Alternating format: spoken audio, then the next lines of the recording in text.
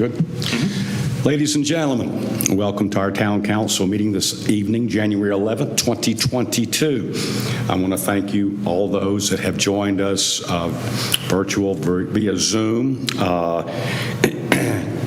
This was a decision I made after discussion with the council and Shane Fox to hold this meeting virtual because of the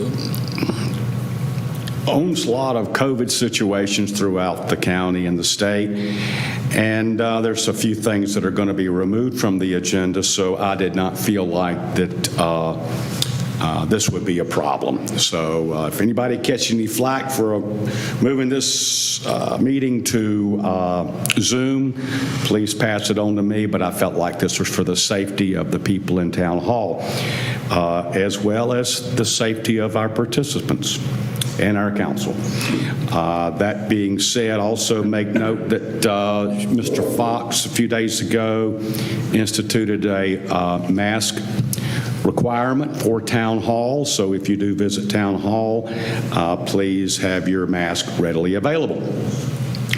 That being said, I do call this meeting to order once again, and a roll call for attendance. Albert Yance. Present. Melissa Pickett. Present. Doug Matheson. Here. David Harwood is not going to be with us this evening. And Pete Guarini is having issues getting out of Italy. So hopefully we will get him sworn in sometime in this generation. But that being said, if you would please stand for the Pledge of Allegiance. Pledge allegiance to the flag of the United States of America and to the republic for which it stands, one nation, under God, indivisible, with liberty and justice for all.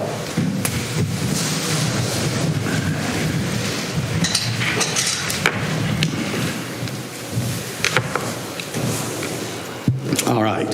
Do I have a motion to approve the minutes from December 13th, 2021? So moved. Second. We have a first and a second. First is for Doug Matheson, second Albert Yance. Any discussion? Okay. Those in favor? Aye. Aye. Okay. Minutes approval does pass. All right. Before we go to approve the regular agenda, there are changes on this regular agenda. We are removing the Pete Guarini swearing in on this agenda because, of course, he's not available right now. Hopefully, we'll be back soon. We are going to remove the TDA board, the council application or applicant, which was going to be Pete. We're removing that for now. And we are removing the session on a closed session that's normally held at the end of our meeting. That will be held at a later date. That's something that, when we go into closed session, I feel like that all council members need to be present when we're discussing matters under closed session. And so this will give us ample time to get Pete sworn in and everybody in the same room. So, council, that's my request. Mr. Mayor, if I may, I would like to ask that we move the budget amendment number 2022 off the consent down to the maybe fountain that we'll be holding discussion on a little later. Okay, so you want just the portion of the Mayview Broyhill fountain moved to discussion? Correct. Okay. All right. Albert, do I have a motion to approve the change in the agenda? So moved. Second? Second. Melissa Pickett, second. Those in favor? Okay, all present at council voted in favor. Okay. Moving right along, do I have a motion to approve the consent agenda? So moved. Melissa has made the motion to approve. And Doug Matheson has seconded. There's no discussion allowed, so Albert, how do you vote? Melissa? Aye. And Doug? Aye. Okay, so consent agenda is approved. Public comments. We did not receive any public comments. Okay, we do not have any public comments at this time. All right, moving right along, we have a presentation from the North Carolina League of Municipalities Police Risk Assessment. This is a presentation. Shane, would you like to lead off with this? I would, and I think Chief Miller has joined us as well. Chief, are you there? Would you like to maybe do the introduction?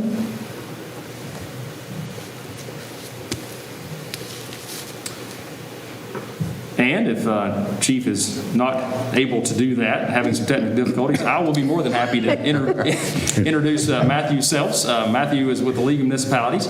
Matthew, if you would, just maybe spend the first couple minutes kind of sharing why you're here and then carry on with your presentation.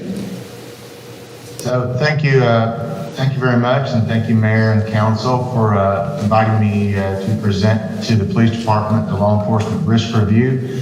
But just a little bit of background, I'm Matthew Selves. I'm the Public Safety Risk Management Consultant with the North Carolina League. Now, I've been in law enforcement for over 24 years and was a police chief myself for 12 years in Trotman, North Carolina, which is in Iredell County, and worked for the Statesville Police Department and the Iredell County Sheriff's Office. I'm still in law enforcement, so I still work locally with the agencies, but of course, I came to the League in May of 2019 and took over the public safety risk management, but mainly the law enforcement risk management stuff.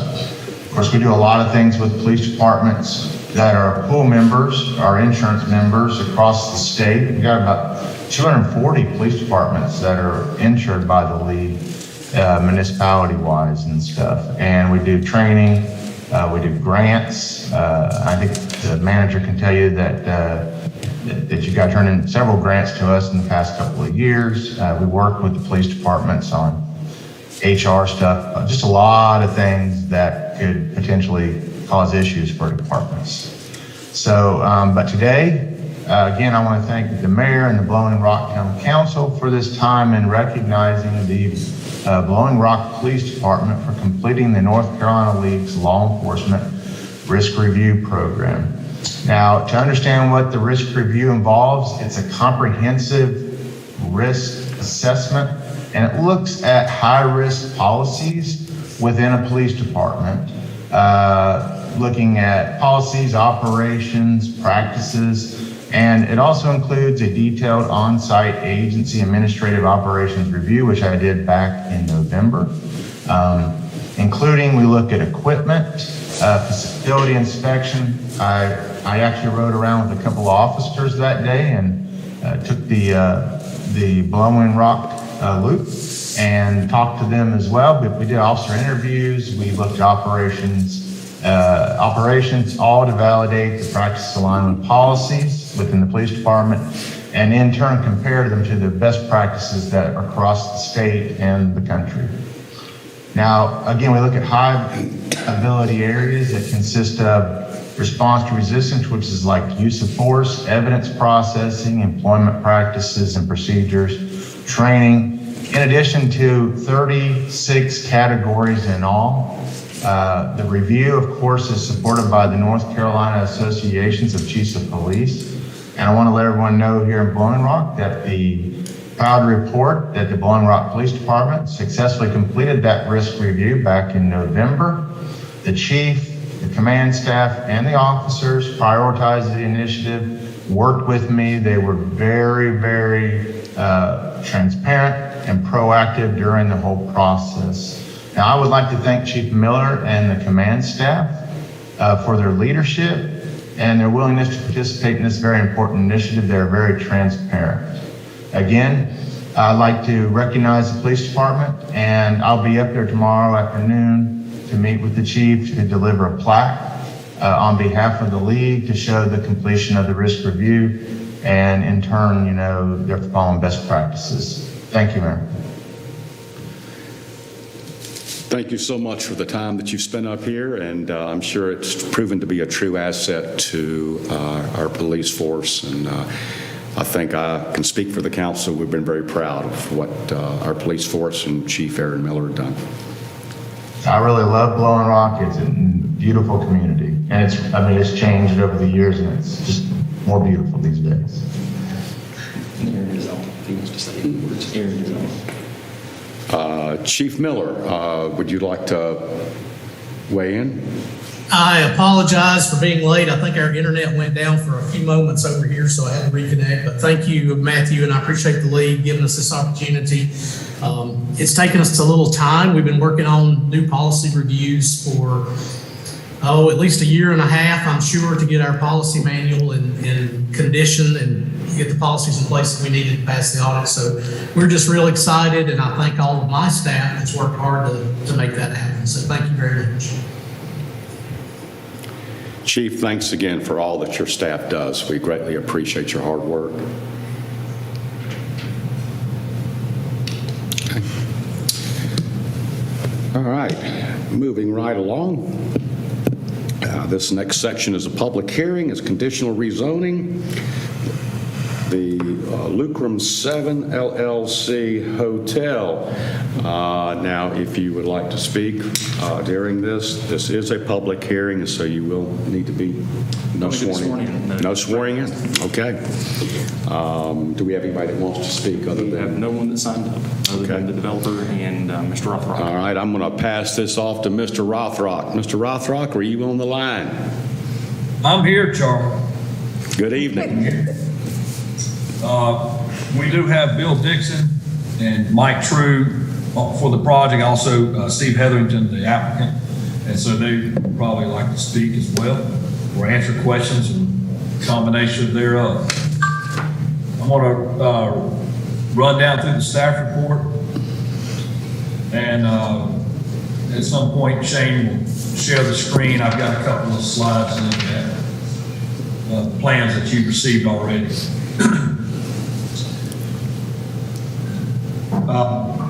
This is conditional rezoning 2021-02 for Lucrum 7 LLC from central business to conditional zoning central business.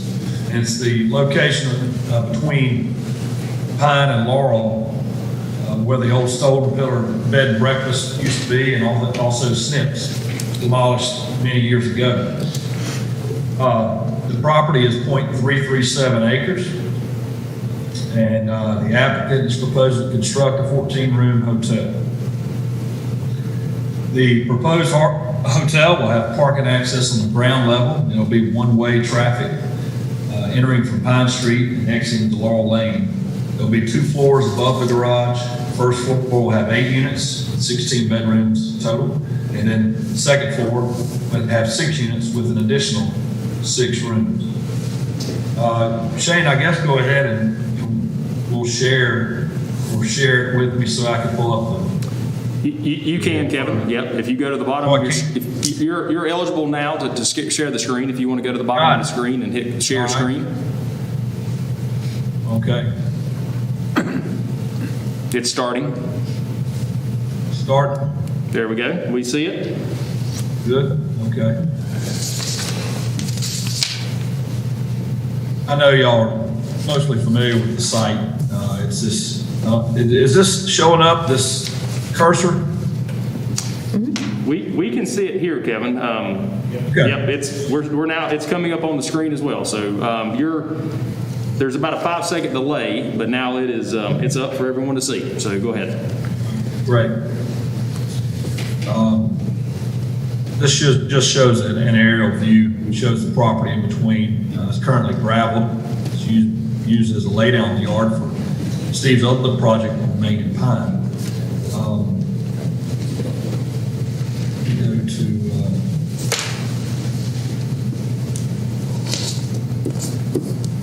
we'll roll through the site plan.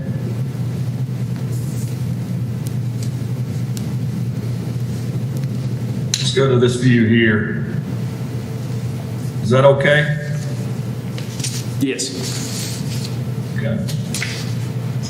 So on the left side, you're going to see Pine Street. And this is north, or not north, but looking up on the top of the page would be toward Wallingford. And over on the right would be Laurel Lane. This would be the site. This really shows the footprint of the building, but is also showing the first level, which is the parking lot. I mentioned we'll be parking on the ground level. Second floor would be 8 units and 16 bedrooms in those 8 units. And then the next floor, 6 units with an additional 6 rooms. Setbacks for the site are 15 on both sides, on Pine and Laurel. And then on the ends along the vacant track, the DeVore track there, and then also backing up into village shops, that's a 5-foot setback on each side. Discuss building height. I'm gonna go back over to the other design.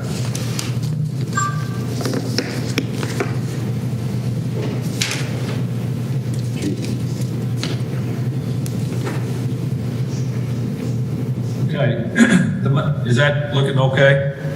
Yes. Is that all right? Yes. The maximum building height is 30 feet. That's established at finished sidewalk elevation if you're using the standard 15-foot setback. Once you get beyond 15-foot setback, you can increase that building height incrementally for every 5 feet of additional setback, up to a maximum of 40 feet. The proposed building height for both ends of the hotel nearest the streets is 30 feet. So as you come in, 15-foot setback on Pine Street. On Laurel, it'll be a little bit more because the distance off of Laurel Lane, the town has some ownership of some land there, and then it's an additional 15 feet to the building. And I'll go back to the site plan there. But beyond that, once you get 65 feet from the sidewalk, they're going to increase the building height up to 40. And you can see how it staggers up. And when you get back to 85 feet, that's when the maximum peak of 40 feet is proposed. And it shows you how they're staggering that building in. The land use code allows the building height to increase if the street setback is increased. The allowable building height would be increased to 40 feet. And the applicant is asking as a condition to allow the additional building height of 40 feet with the increased setback on that part of the building. Other parts of the building with less than 65 foot of setback would meet the table that's in the code. And so it's staggered as you go up, and then it's back down to 30 feet as you get closer to the streets. As far as the building design, you can see some of it here, and I'll roll over to another view of it. They're going to have some board and batten, some lap siding in there, some stone veneer on the bottom, and some dormers and shed dormers, eave overhangs. They'll have some metal roofing on some of those to give it some other accent. Let me move over to another design, another view. So down here, the first perspective that you see at the top of the page there is from Wallingford, looking through the meadow and looking at that side facing Wallingford. This view over here, perspective from Laurel Lane. Again, not all the trees are shown there that would block some of the view, but that's how I could look at it, but there were no trees between Laurel Lane and the building. The other end is from Pine Street, looking up towards Main Street. And then the final here is from Pine Street as you would turn in. And there will, I believe it's going to be controlled by gate access into the parking area. That shows where the gate would be. The project requires 22 parking spaces. They're providing 22.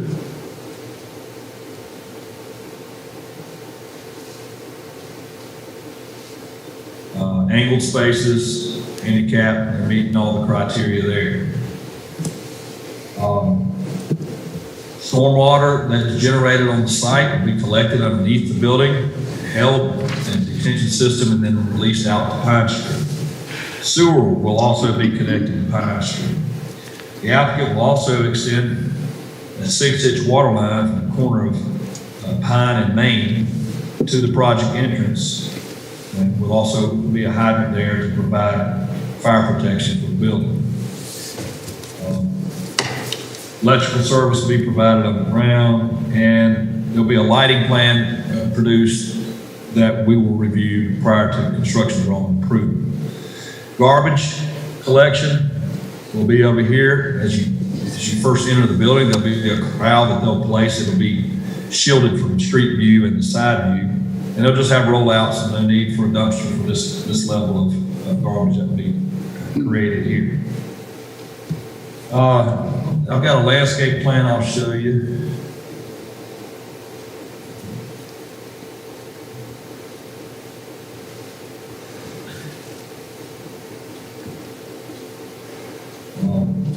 Same view. Now, note that, there's only about 5 to 6 feet between the property line and the building. So those trees that you see along that upper side, which is the west side of the building facing Wallingford, they're not going to be very big. They're going to be some ornamental type of trees. Out on the street yards, out in the pine, there'll be some shade trees, some maples or something like that. Then on the Laurel Lane side, there's some big pines in there. And we're asking that they remove those pines, some on town property, some on theirs. There's no value in them. A lot of them are dead and just pose a risk. So they're going to replace those trees with some other shade trees in that area. And they'll complete a landscape plan and we'll do a full review. But this is a schematic of what they're planning. Yeah. One of the conditions in the list of conditions is that they remove those pines on town property as well. They'll be responsible for that and replace them with shade trees. So the draft ordinance provides an attachment that is the list of conditions. I'll read those in just a second. And one of those that they've got to have for this project to go forward is to be allowed to increase the building height to 40 feet for that portion of the building that's more than 65 feet on the back of the sidewalk. To recap, some of you attended the neighborhood meeting. There were a few other folks that lived in the area that also attended. That was back on October 27th. The planning board met November 15th. They made a recommendation to approve the conditional rezoning with the conditions that were listed on their ordinance application. I did receive one letter, or an email, excuse me, I included it in your packet, from Charlene Barham. So you've got that for your review. Did not receive any other emails or questions or anyone that wanted to speak for tonight's meeting at any time since November. So I'll read those. After the staff report is the ordinance that was provided in your packet, and then conditions on Exhibit B, and I'll read those into the record. Number one, the building height may be increased to the limits allowed for parts of the building that meet the corresponding setbacks consistent with section 1612.6.5.4, as long as no roof exceeds 40 feet in height. Number two, the applicant will be responsible for the cost of removal of large dead or dying pines on town property adjacent to Laurel Lane. Number three, the applicant will be responsible for placement of trees removed on town property with minimum tree size required by the land use code, which would be a shade tree, a 3-inch caliber or greater, or an ornamental tree to be added in there as well at a 1.5-inch caliber. Number four, the applicant is responsible for extending a 6-inch water line from Main Street to serve the building for fire protection, including fire hydrant.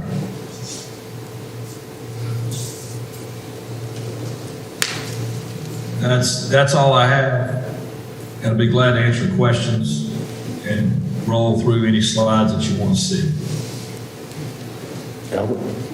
Well, Kevin, that was a good presentation. Microphone. That was a Thank you, good Al. presentation. I commend you for it.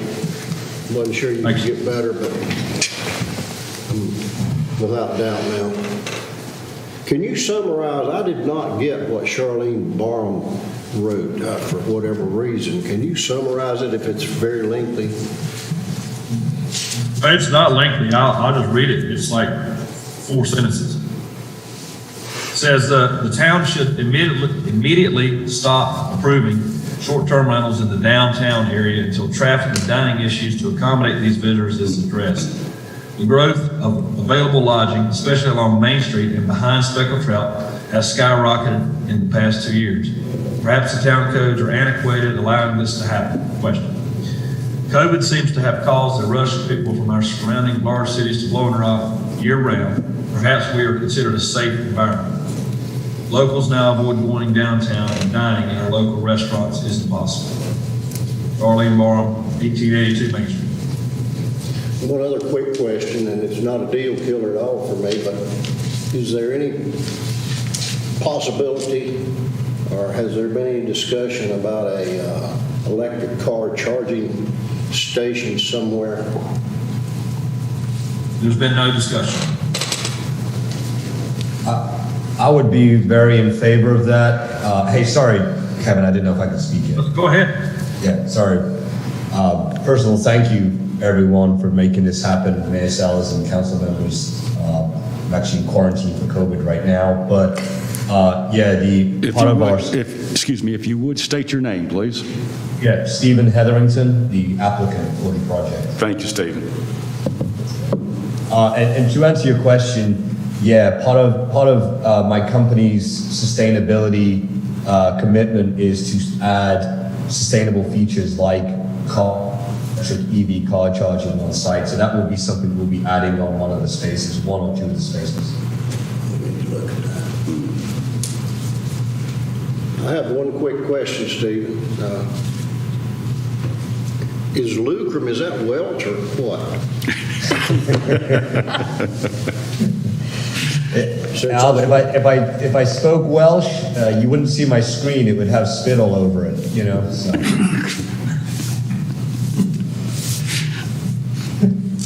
What does it mean, if anything?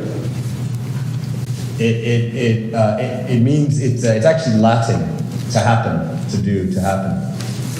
Okay. That's all I got. Melissa? I'm good. It meets all the requirements except for the 4 that they're asking. And really 1 they're only asking for, so I'm good. Doug? I got a couple of questions, Kevin. At the peak height of the building, how does it compare with the surrounding buildings? Well, so the Main and Pine was at 34 and a half feet. Of course, it's higher. It's higher on, you go up the street a little bit and it's sitting higher. So it's probably the same or higher than what this is. There is probably at least 10 feet of elevation change. So that building is higher. And the village shops, it is, I think, about 35 on the front end. It's much lower as you go back towards this side. So with the drop in elevation, it's not going to stand above it? Pine and Laurel? It is lower. From the elevation on Main Street, I'd say 8 to 10 feet. Okay. Another thing I had is, could you talk just a little bit more on the retention stormwater?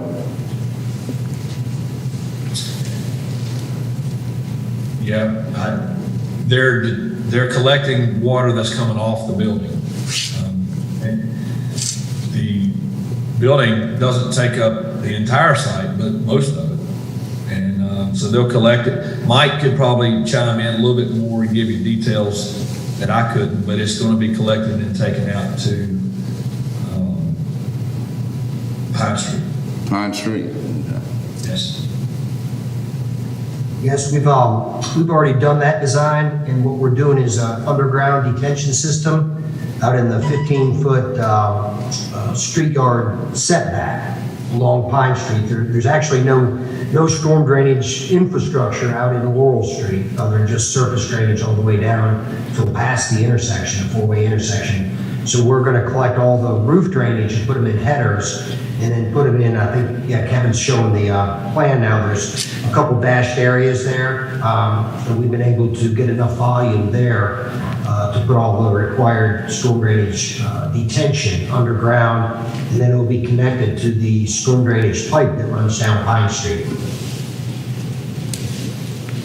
Thank you, Mike.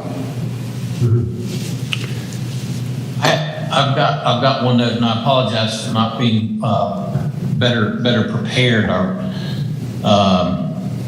Jason Potter would be normally doing the detailed review of this, and he is out right now. He lost his mother-in-law to COVID day before yesterday. So I know, Mike, that we've discussed some apparatus access and the FDC and the hydrant placement. Looking at this, I have only looked at a footprint and a site plan. So this height, this building height, we may need to further discuss an area apparatus access. So that should be, it looks like from these drawings, that should be no problem to figure out. It's just an increased width, basically, for it's the same kind of distance measurement distances from the building, but the width of the app for an aerial device is a little bit increased because of the outriggers. So, and what would push it to that would be this height, this building height in the middle.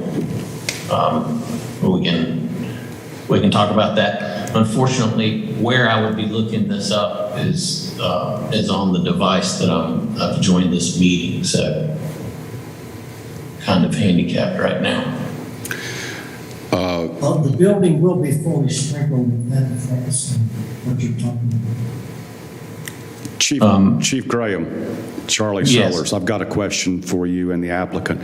This building is going to be fully sprinkled, is that correct? Yes. Okay. Are there any other concerns, Chief Graham, that you have over this structure?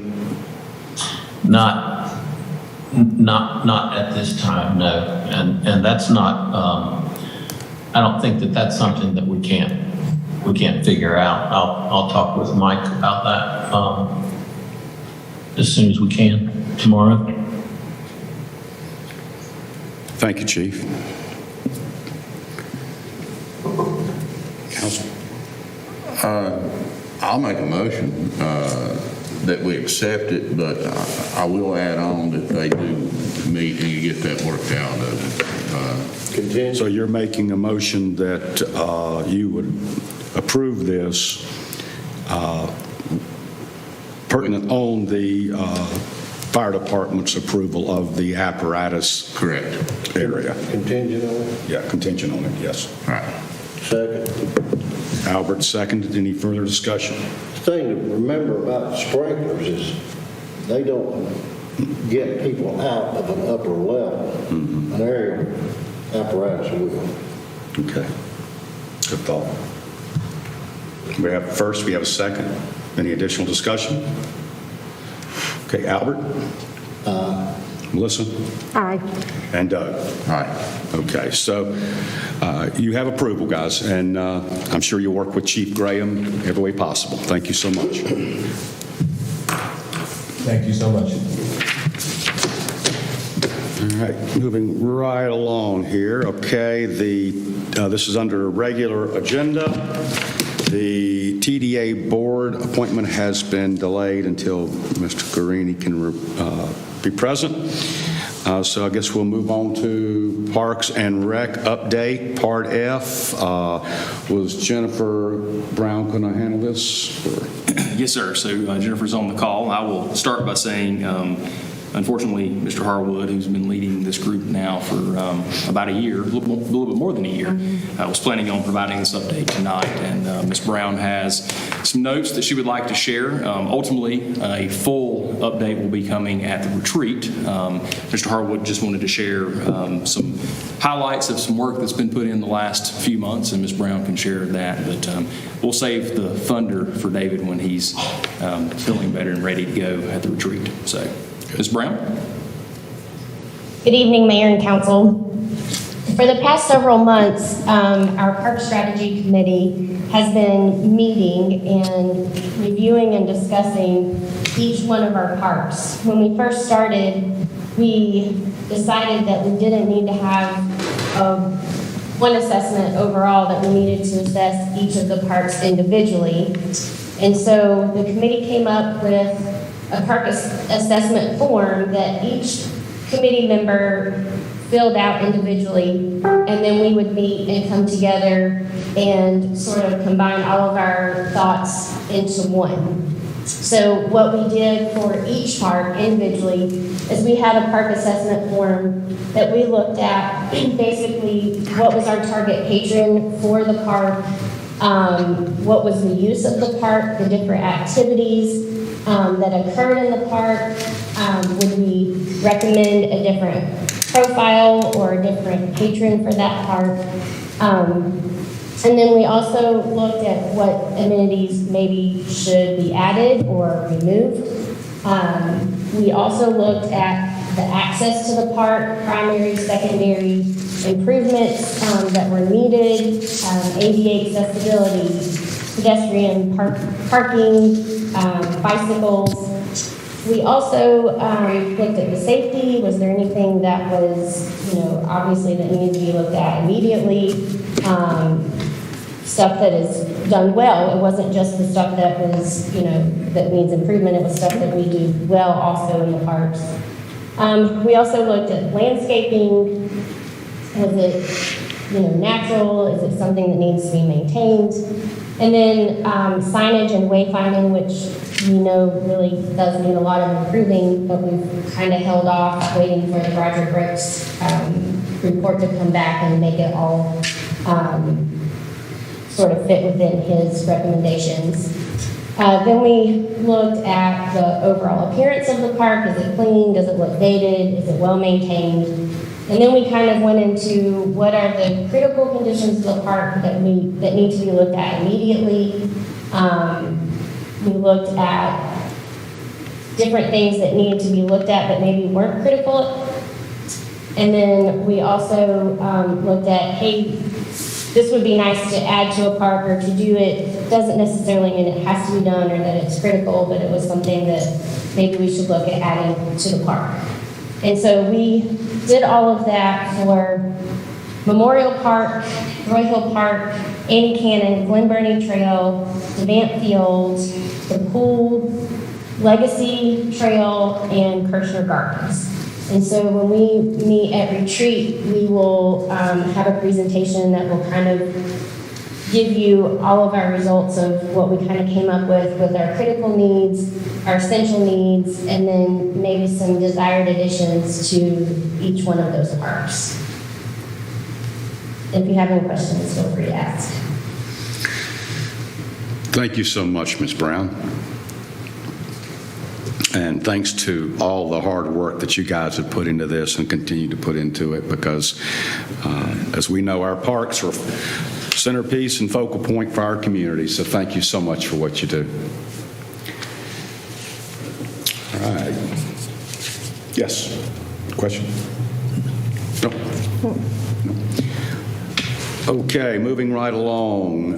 Ransom Street stop sign. Shane, would you like to lead this one off? Yes, sir, Mayor. I would like to. Just make sure that it gets back on the right screen here. I'll read the staff report, kind of tells the details, but the topic of potentially placing a three-way stop at the intersection of Ransom and Hinkle Street has been discussed by several town council members over the past several months. The intersection is heavily traveled, especially during the commuting hours, and it's used for traffic into downtown from U.S. Highway 321, and during school traffic hours as traffic utilizes Hinkle to navigate Chestnut on Morris Street. The intersection is similar layout and topography as an intersection at Green Hill and Fairway 11, in which we just recently placed a three-way stop. During the Green Hill traffic study, Ramey Kemp and associates recommended placing that three-way stop at the intersection of Green Hill and Fairway 11 to allow for traffic to safely turn within the intersection. Staff requests the council discuss the topic of placing a three-way stop at the intersection of Ransom and Hinkle Streets.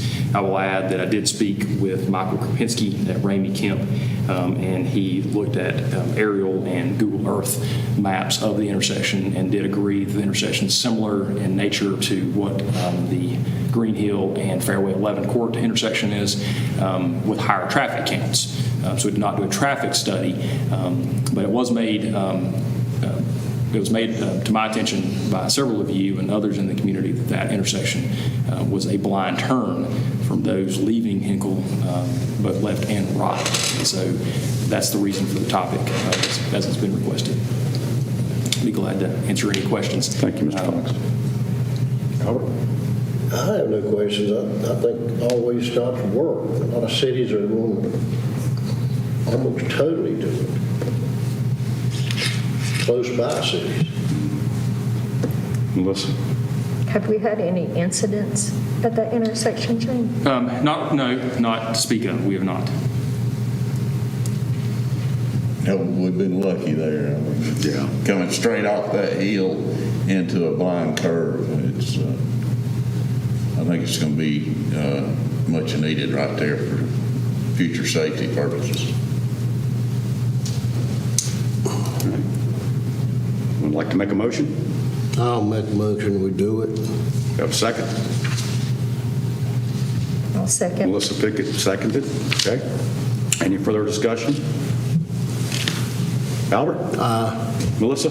Aye. Doug? Aye. Okay, three-way stop on Ransom. Moving right along. Okay.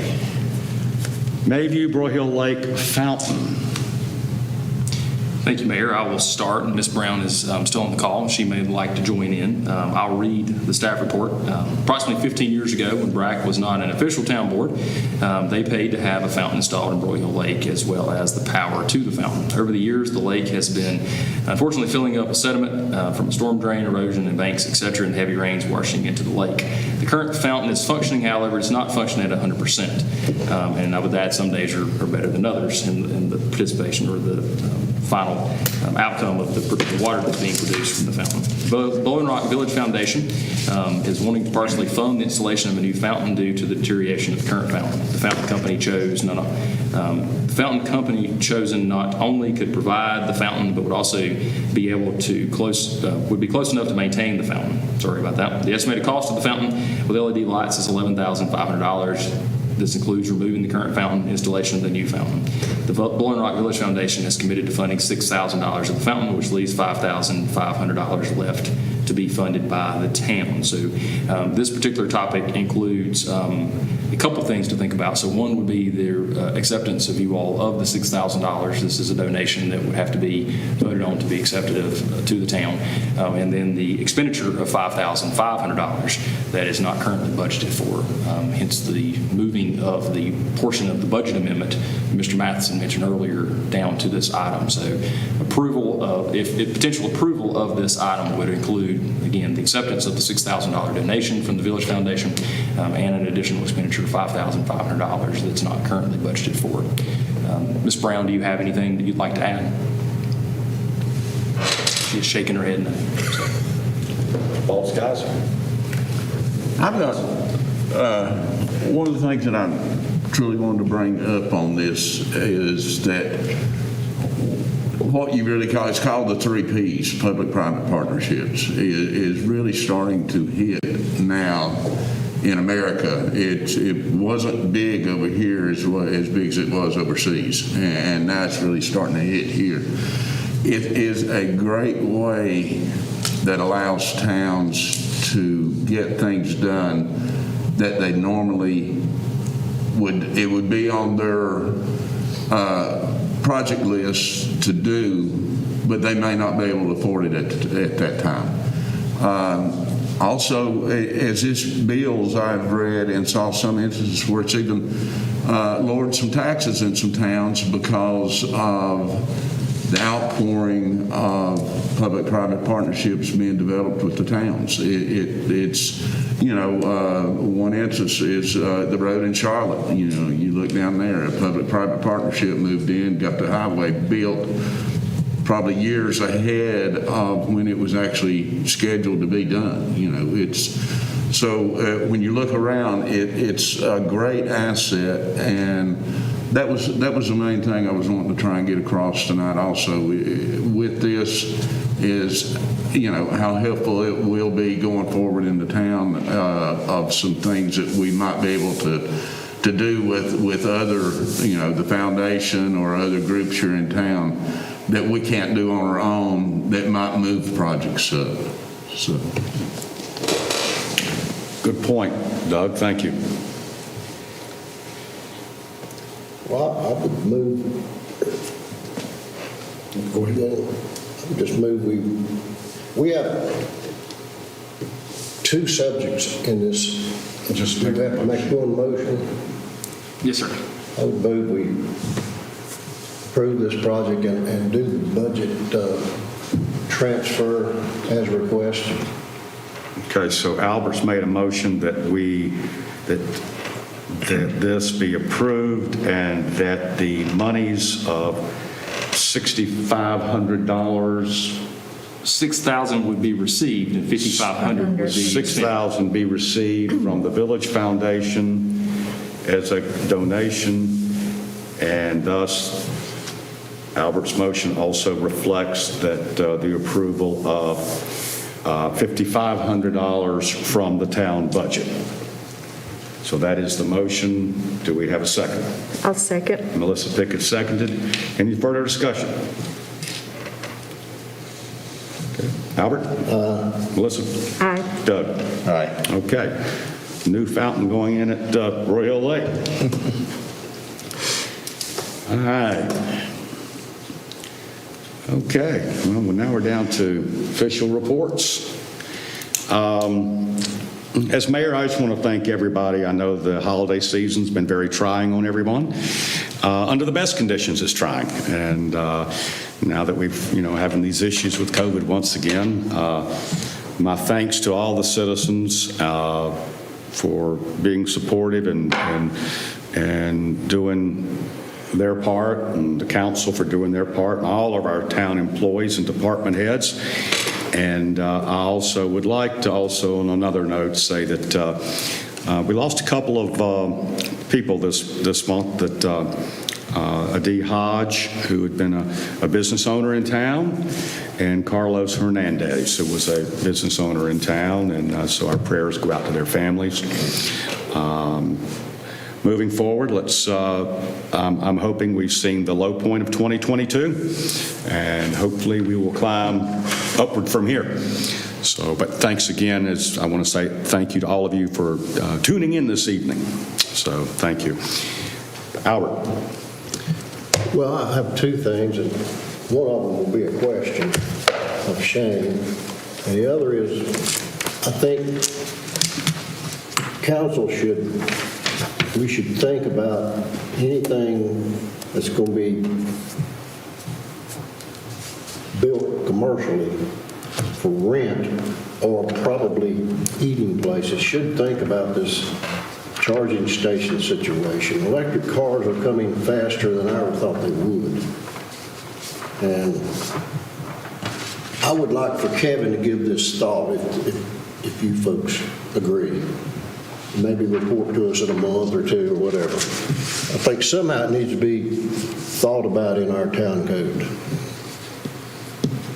For new construction. That's probably a good item to bring up at retreat, Albert. That's what I was getting ready to say. Yeah, okay. The other is a question, and it's not my question, it's questions I've received from several people, and they want to know if the tent at Town Tavern has grown to the ground. Kevin, I will ask you to answer that question regarding the tent at Town Tavern, if you would.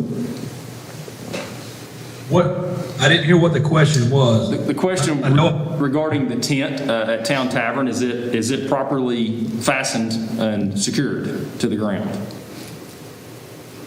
Yes. That's not, I think Albert's That's question not was, the question. the question coming to me is, has that thing grown to the ground there? In other words, is it going to be there Oh, I'm sorry. permanent, or Is it does it permanent have or a temporary? lifespan? Temporary.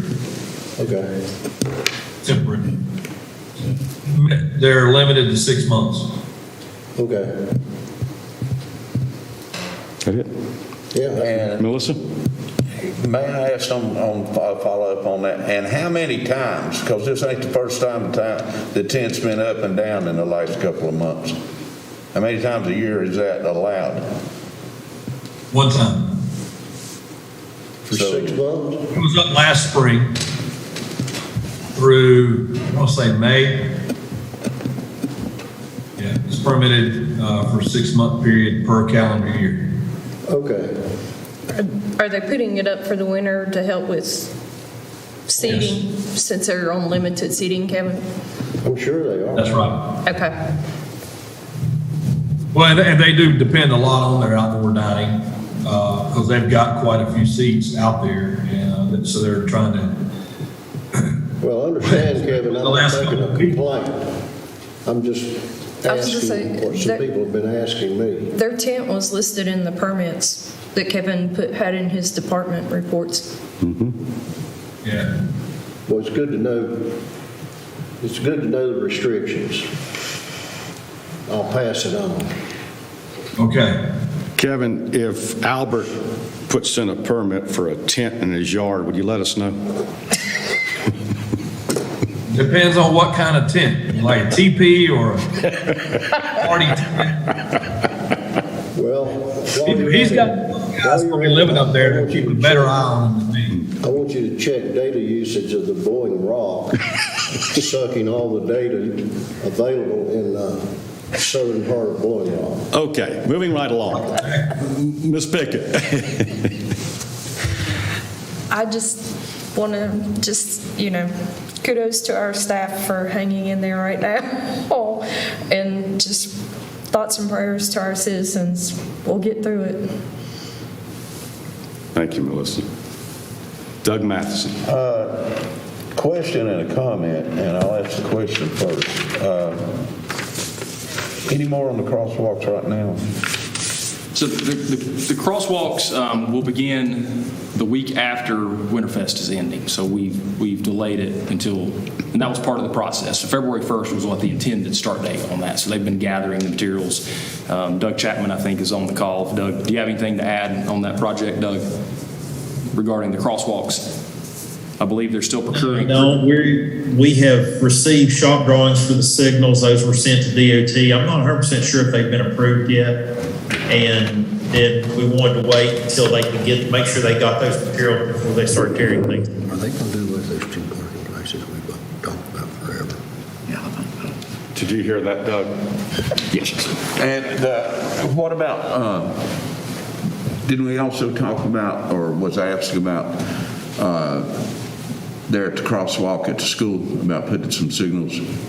Yes, and Mr. Blackburn, I think, is on the call. We talked about that this morning. So those signs have been, we've issued the PO and they've been ordered. He spoke with the sign designer, I believe, yesterday about the final touches of those signs. So Matt, would you like to speak just a few moments on the signs on Sunset, the flashing lights?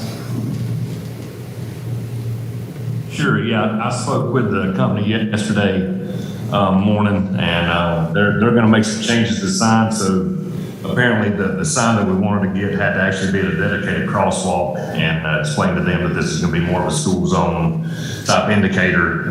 So they're going to make some changes to it, and those should be coming to us in the very near future. And they'll be on timers where we can hook a computer to it and should be able to set the times you can flash for the morning and afternoon school hours.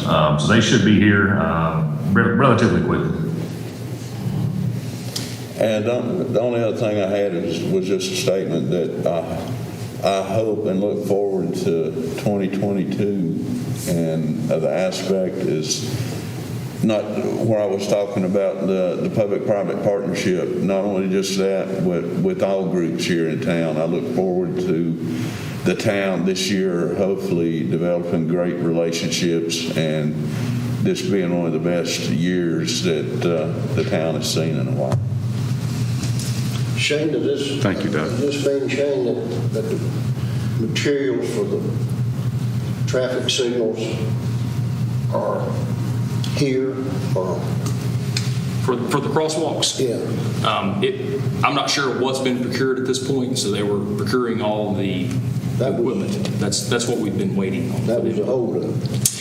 It is. We initially, at the pre-construction meeting, decided that February 1st was kind of going to be our start date, we hoped. So we knew we had Winterfest and other things going on, did not want to obviously start tearing into those intersections with heavy traffic weekend that was planned for the end of January. So the rough goal is to have about a month or so worth of demo conduit being placed, and then another month or so worth of work, all weather dependent. So it's not and Doug may speak up, it's not a overly difficult project, so to speak. There is some work, flat work, concrete work that has to be done, weather dependent as well. So all should be completed prior to our busy season, so to speak, coming back into place. Thank you. Mr. Mosley, do you have anything for us this evening? No, but I just want you to know that I'm here. I can see all of you. You're looking good. Hope to see you next month. Likewise. Have a good week. Thank you, too. And now to the last and the best, our town manager, Shane Fox. Thank you, Mayor and Council. Thank you for a good meeting, very efficient meeting tonight. I'll echo a couple comments. Start with Mr. Matheson's comments about working with groups in town. We are planning at the retreat to have a segment that allows a number of groups in town to come to our retreat, give a little bit of a update of maybe who they are and what their purpose is, what the purpose is within the town, and ultimately how they could potentially work with the town and how the town could work with them on hopefully accomplishing some great things in 2022. So we are looking forward to those groups coming to the retreat. The retreat is January 24th, 25th, 26th. That's a Monday, Tuesday, Wednesday here in town, roughly 8:30 to 5. It's currently at Brom. That potentially could change depending on COVID. I have spoken to Lee Carroll, and I think she and I plan on staying in touch. We do have the Legion reserved for those 3 days as well, if need be. So like a lot in the last little bit, everything is ever changing. So we'll play that one by ear. We will have the retreat, I hope, as planned, is the goal as of right now. So unless something changes, that's the plan. Would like to mention Ms. Ellie Nichols started today as an intern. She is a senior at Watauga High School, and she plans on being with us a couple days a week for a few hours to get a better understanding of what town government entails. So she started today and kind of followed me around for a number of hours, and I think enjoyed some of it. I think she was bored on some of it as well. So say thank you to Public Works, as always, obviously stepping up. We did have our first snowstorm of the year last week, and it came a little bit heavier than I think it was originally predicted, but like always, snow removal went as planned, and then it appears winter is here, and we have a few more chances even this week and the next week coming up with snow, so they'll be busy. ABC Board, always like to update their numbers. I've lost track of how many months in a row we've had record-breaking sales over last year, 270,000 in November versus 230,000 in November of last year, so $40,000 increase. Bass Lake Sidewalk was originally scheduled to be officially open today. Let everyone know, and I know the Chamber and others have put out email blast.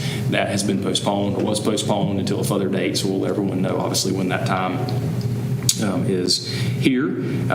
In your packet, you had the planning and zoning calendar year update. So I just wanted to point out this year, this is a calendar year update We had a total of 404 permits that equal $38 million. While that's a big number, and it is a big number, 32.6 million is residential. So I think that's telling in itself. 16 new homes were started this year at 18.1 million, which is a value of 1.132 million per house on average within the town of Blowing Rock.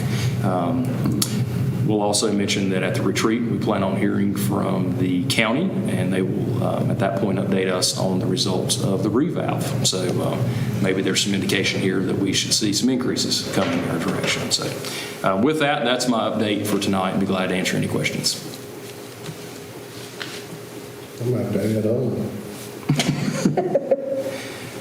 You can come stay with me, Albert. We have that on record. Albert is moving in with Shane. Sorry, Doug, you were making a motion. Yeah, because that's getting above my pay grade. I think I'm ready to go home on that one. Doug's made a motion to adjourn. Do we have a second? Second. All right, Albert seconded. Thank you so much, everybody. Have a good week and be safe.